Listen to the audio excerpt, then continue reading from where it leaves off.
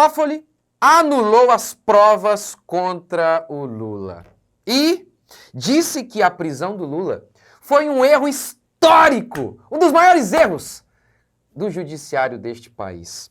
O que fazer quando ouvimos um absurdo desse? Como não desanimar? Como que nós agimos diante de um cenário tão absurdo quanto este? Curta, comente e se inscreva, porque eu tenho certeza que este vídeo vai te ajudar demais nesse momento que é uma tragédia. É tragédia em cima de tragédia neste país. Curta, comente, se inscreva e bora para mais um vídeo. Gente, antes de começar o vídeo, lembre-se que dia 6 de outubro vai ser o lançamento do meu curso Sexualidade Cristã. O que pode, o que não pode, na cama de um cristão. Brinquedos de sex shop pode. Como lidar com a sexualidade do nosso filho. Como lidar com os vícios, o desejo, por que tantos casais perdem o desejo, enfim, vai ser uma bênção. Dia 6 de outubro, curso Sexualidade Cristã. Vamos lá, vamos ver aqui essa aberração primeiro e a gente já vai partir para o comentário. Toffoli anula provas e diz que prisão de Lula foi erro histórico. O negócio O ministro do STF decidiu hoje anular todas as provas obtidas a partir das delações da Odebrecht e considerou a prisão do presidente um dos maiores erros judiciários da história do país. Gente, vamos ver o que mais que ele falou aqui, ó. Olha, segura aí, hein? Ele disse, tratou-se de uma armação fruto de um projeto de poder de determinados agentes públicos em seu objetivo de conquista do Estado por meios aparentemente legais, mas com métodos e ações contra a lei. Parece piada, né? Vou ler de novo.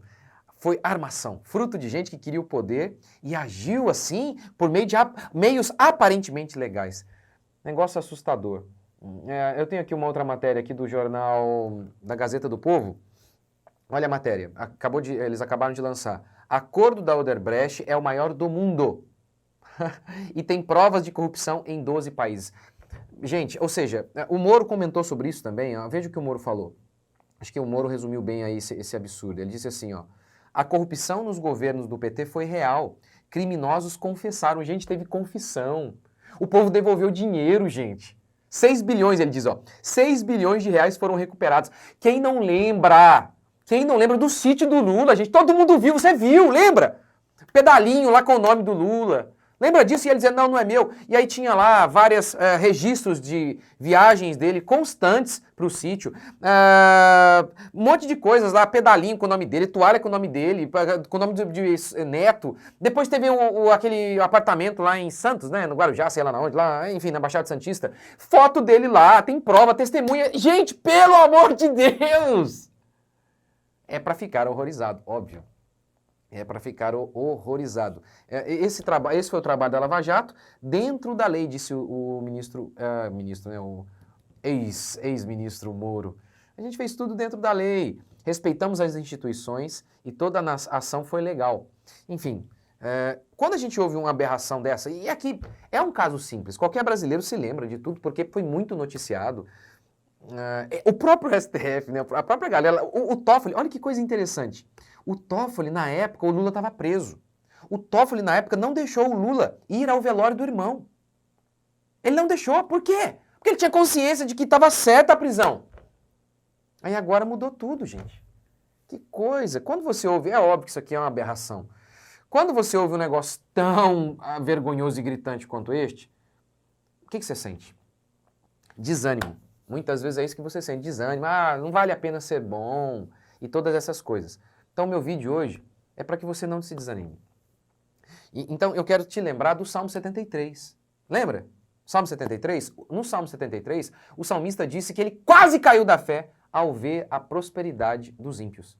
Ele só sofria, ele praticava o bem e sofria. Os ímpios não, ricos, banhavam-se no pecado, eles eram arrogantes, faziam o mal e ainda blasfemavam contra Deus, dizendo, Deus não vê nada, nós vamos continuar aqui perpetuando os nossos pecados, nunca seremos julgados. Tem tudo a ver com o que a gente está vivendo hoje. E ele então, por conta disso, ele disse que quase caiu da fé ao ver a impunidade dos ímpios, ao ver que eles plantavam pecado e colhiam dinheiro, fama e impunidade.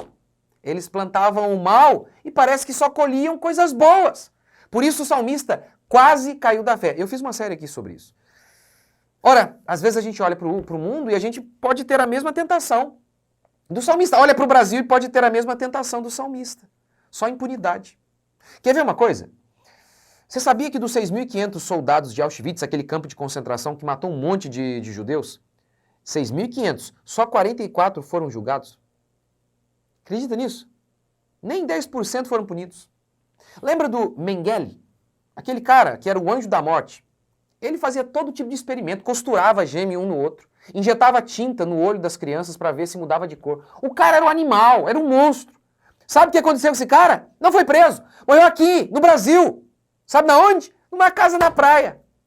Que coisa, que coisa. O historiador Ian Kershaw disse que boa parte daquelas pessoas que cometeram crimes durante a Segunda Guerra Mundial, aqueles nazistas, boa parte deles triunfaram no pós-guerra, prosperaram depois da guerra, diz o historiador Ian Kershaw.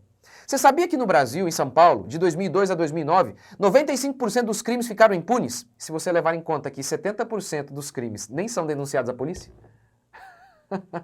Talvez, diante desse cenário, a gente chega a pensar, tá vendo, não vale a pena ser bom.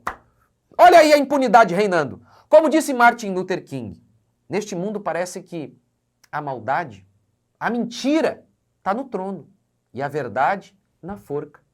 Os homens maus prosperam, os bons são perseguidos. Nessa hora, o que a gente sente? A gente pode ser tentado a ficar desanimado, a perder a fé, como o salmista no Salmo 73. Mas o que aconteceu para que o salmista não perdesse a fé? Se restabelecesse e ficasse firme. Ele diz assim, ó, verso 17. Do verso 1 ao 17, ele está descrevendo seu desânimo, que ele quase caiu da fé. No verso 17, algo muda. Até que, eu estava amargurado, desanimado, até que, quase caí da fé, até que entrei no santuário de Deus. Então, compreendi o fim deles. Como que o salmista muda? Quando ele entra no templo. Primeira coisa, então. São só duas coisas, não vou demorar. Primeira coisa, você tem que ver as coisas de maneira espiritual. Ele entra no templo, vê as coisas de maneira espiritual, aí ele fica em paz. Esse é o jeito. Lembra que Paulo disse que a nossa luta não é contra a carne e o sangue, mas contra os principados e potestades? Isso não anula o nosso trabalho natural. Não estou dizendo que a gente não vai tentar votar da melhor maneira possível, agir politicamente. Claro que a gente tem que fazer tudo isso. Mas você não pode se esquecer que isso não é tudo, e nem a parte mais importante. O que de fato importa é o reino espiritual. Nós somos crentes. Nós não somos daqui. Cremos que o mundo espiritual é quem governa. Muitas vezes falamos dos globalistas, daqueles caras que estão por trás, governando o mundo. Mas a gente tem que se lembrar de algo. Tem algo por trás ainda dos globalistas. O reino espiritual. Os demônios. E antes dos demônios, ainda Deus que comanda todas as coisas, inclusive os demônios. Lembra quando Jó foi atacado por demônio? Por Satanás? No final das contas foi Deus. Porque Deus é quem permitiu aquilo. Então até a atuação dos maus está debaixo do controle de Deus. É assim que a gente tem que ver as coisas. Amós, sucederá algum mal à cidade sem que o Senhor o tenha feito? Lembra? O Jó de novo. Eu recebi o bem, depois que ele perdeu tudo. E lembra que foi Satanás, o agente direto. Eu recebi o bem de Deus, não receberia o mal. Ou seja, ele está dizendo que até a atuação de Satanás, na realidade, foi Deus. Deus controlava todas as coisas. É isso que eu e você devemos pensar. Deus não é soberano apenas sobre o bem, ele é soberano sobre o mal. Lembra o que diz a Escritura? Deus dizendo, quem fez o cego? Quem fez o que vê? Eu. Quem fez o cego? Eu também. Ou seja, Deus não é soberano apenas sobre o bem, ele é soberano também sobre o mal. Sucederá algum mal à cidade sem que o Senhor o tenha feito? Ele é soberano. Ele é soberano. Lembra de José? Seus irmãos o venderam como escravo para o Egito. Mas quando José se tornou poderoso, ele se encontrou com seus irmãos. Os irmãos ficaram apavorados, porque pensaram, agora o homem está poderoso. O que José disse? Não foram vocês que me trouxeram para cá, foi o Senhor. O que ele está dizendo é que Deus usou a maldade daqueles homens. A maldade daqueles homens estava debaixo do controle de Deus. A maldade de qualquer homem está debaixo do controle de Deus e até ela será usada para a glória de Deus. Quando a gente fala de Davi, a gente fala, Davi foi destinado para a glória de Deus. Né? Quando nasce uma criança saudável, a gente diz, tá aí, obra de Deus. Quando nasce uma criança com algum alguma deficiência, dizemos, aí não sei. Não. Quem fez o que vê e quem fez o cego? Quem levantou Davi? Foi Deus. Quem escolheu Davi? Quem predestinou Davi? Foi Deus. Quem escolheu Faraó? Lá em Romanos, Paulo diz assim, Deus levantou Faraó. Ele selou o destino de Faraó e endureceu o coração de Faraó. Endureceu, não permitiu que Faraó se arrependesse. Tudo para cumprir o seu propósito. Ou seja, Deus é soberano, inclusive, sobre a maldade. Nenhum fio de cabelo da nossa cabeça cai, meu querido. Esse é o primeiro ponto. Veja de maneira espiritual. Para que você não se desanime, veja de maneira espiritual as coisas. Segundo, o salmista entra no templo e vê o fim deles. Nenhuma bala roubada ficará impune. Lembra da parábola do Lázaro e do rico? O Lázaro é o crente. Ele morre pobre, miserável, doente, comendo migalha. O cachorro lambia as suas feridas, comendo migalha que caía do rico.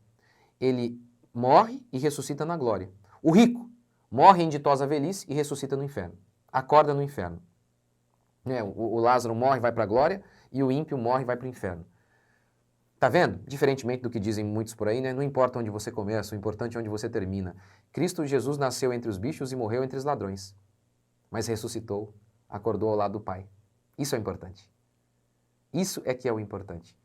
Lembre-se disso, a nossa vida, essa vida aqui, esse mundo, vai de mal a pior. Essas são as profecias. Não permita que essas notícias te desanimem. Não. Nessas horas, lembre-se, o que de fato a gente precisa é do Evangelho, é a única coisa que muda o mundo. Segundo, o mundo vai de mal a pior. Façamos tudo o que está ao nosso alcance para ver o mundo melhorar. Façamos, mas sabemos, ele vai de mal a pior. E sabemos que o que de fato o mundo precisa é do Evangelho.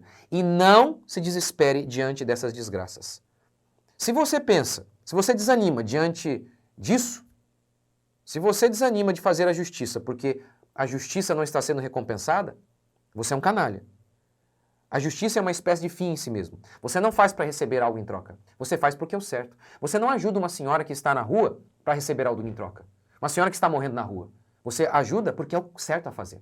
Você é honesto porque é certo a fazer. Não é porque você vai receber algo em troca. Você trabalha de maneira honesta porque é o certo. Você é fiel à sua esposa porque é o certo. Se você precisa que alguém te recompense para que você faça o que é correto, isso é a atitude de um canalha. O que a sua mão direita faz, a esquerda não deve se importar, deve ser cega. O certo é o certo, ainda que você não receba nada, ainda receba aflições. É isso que a gente deve se lembrar. Como diz Apocalipse, continue o justo praticando justiça e o injusto praticando injustiça, porque um dia Deus há de julgar a todos. Então, não desanime. Não desanime diante dessa notícia. Continue com fé. Em Deus, não estou falando nem do reino dos homens, isso aqui vai de mal a pior. E não estou dizendo também para você não tentar fazer o que você pode naturalmente falando.